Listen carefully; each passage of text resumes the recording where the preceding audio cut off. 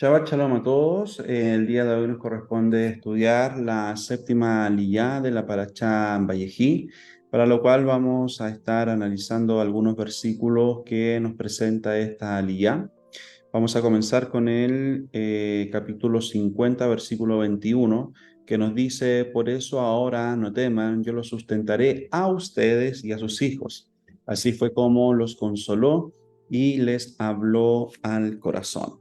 Lo que vamos entendiendo respecto a todo esto, dentro del contexto de lo que está ocurriendo en este versículo en particular, es que los hermanos de Joseph vieron ya que su padre había muerto.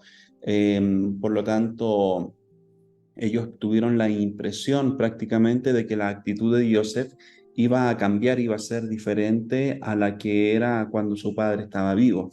Esa actitud hacia ellos prácticamente había dado un giro en particular, y eso les generó inestabilidad respecto a lo que ellos pensaban que iba a seguir siendo Joseph. Por lo tanto, mientras que cuando estaba Jacob en vida, Joseph siempre solía invitar a sus hermanos al palacio para que comieran a menudo con él, y prácticamente podemos ver cómo los recibía tan cálidamente. Pero ahora que su padre ya no estaba, dejó de hacerlo. Ahí va algunas interpretaciones respecto al significado netamente de este contexto que podemos ver. Eh, y si nos vamos directamente a los comentarios de los sabios, a los comentarios del Midrash, nos vamos a dar cuenta claramente de que tiene razones muy de pesos como para poder entender esta situación misma de Joseph. Eh, Ahora muchos los hermanos pensaban de que ahora ya no estaba obligado prácticamente a guardar deferencia, como lo hacía con Jacob. Por lo tanto, prácticamente ellos pensaban de que Jacob, después ya de Joseph, perdón, ya con la muerte de Jacob, ahora iba a dejar relucir o revelar prácticamente el rencor que seguía, entre comillas, sintiendo por sus hermanos, porque eso es lo que ellos pensaban, pero no era así. Pero de igual manera ellos sintieron temor, sintieron miedo de que Joseph a la larga pudiera vengarse de cada uno de ellos por haberlos vendido. Pero ellos estaban completamente equivocados. O sea, si nos vamos al comentario respecto a esto que nos dice el Midrash Tanhuma, nos dice que efectivamente el verdadero significado por el cual dejó de invitarlos a la casa era porque, o a palacio, era porque Jacob solía prácticamente insistir en que Joseph se sentara a la cabecera de la mesa.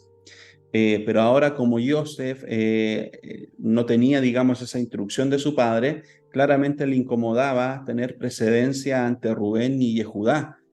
Sin embargo, por otro lado, también constituía una violación del protocolo de que el virrey no se sentara en la cabecera. Por lo tanto, para evitarse ese conflicto interno prácticamente, no los quiso invitar más.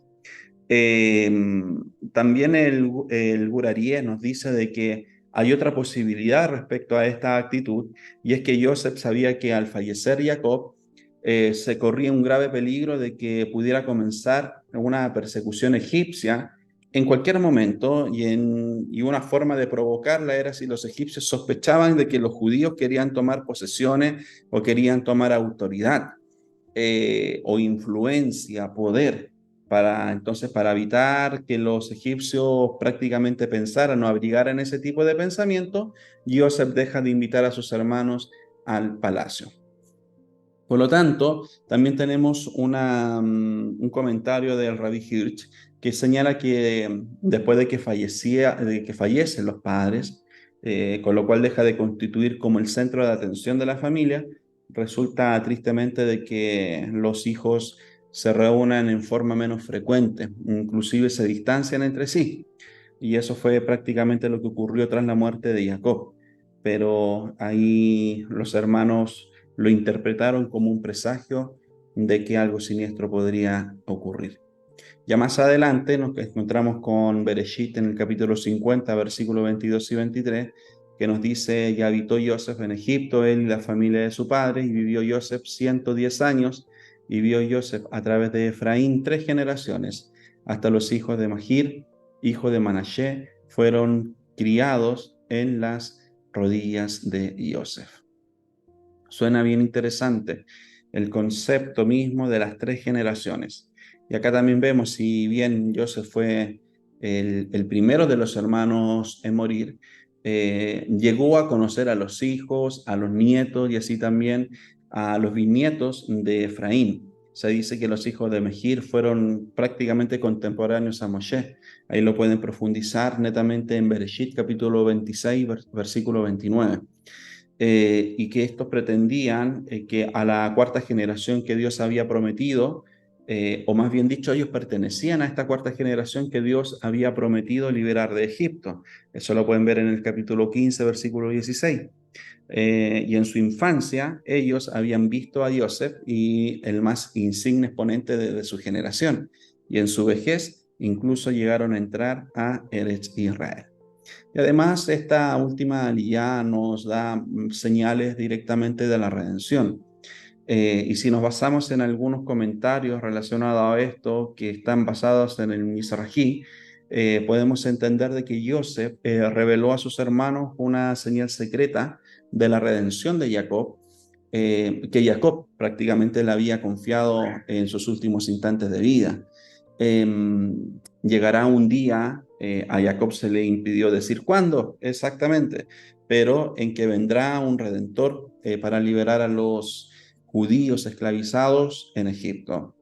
Él les dirá que Dios había declarado: ciertamente los he recordado, basado en Shemot, capítulo 3, versículo 16, ya que pronto ya la vamos a estar estudiando. Así como Dios prometió a sus hermanos, pero Dios ciertamente los recordará. Por lo tanto, esta expresión extraña y también nos genera la idea de que tras un largo periodo de tiempo en el que parecía como si Dios se hubiese olvidado de su pueblo, Él pondría de manifiesto a su presencia, como si los hubiese recordado una vez más.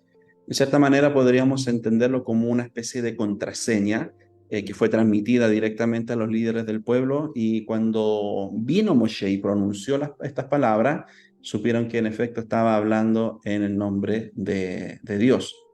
Por lo tanto, a primera vista, ¿qué es lo que podríamos ver? O podríamos bien preguntarnos, ¿cuál habría sido el impedimento para que algún, podríamos llamarle, algún charlatán viniera y pronunciara la misma fórmula preestablecida?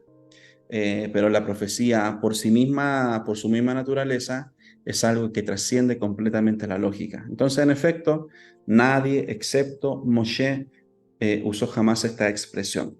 Y cuando vino y pronunció estas palabras, la nación supo y tuvo fe directamente en él.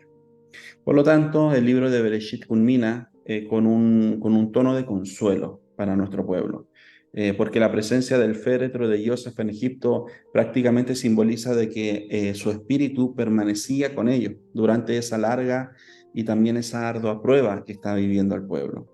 El fin de la era patriarcal prácticamente nos está presentando un nuevo comienzo para nuestro pueblo. Es más que un epílogo, como lo podrían llamar algunos.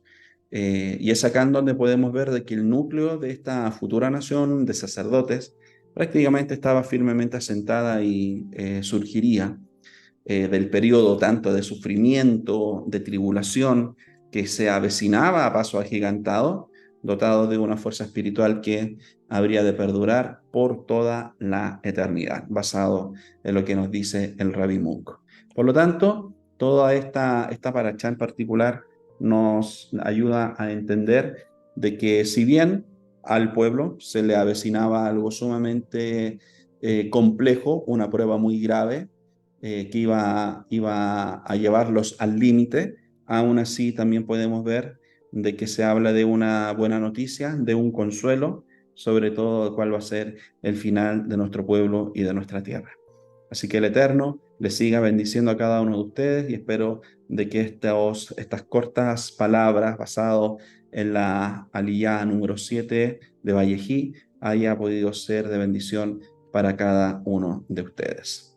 Shalom.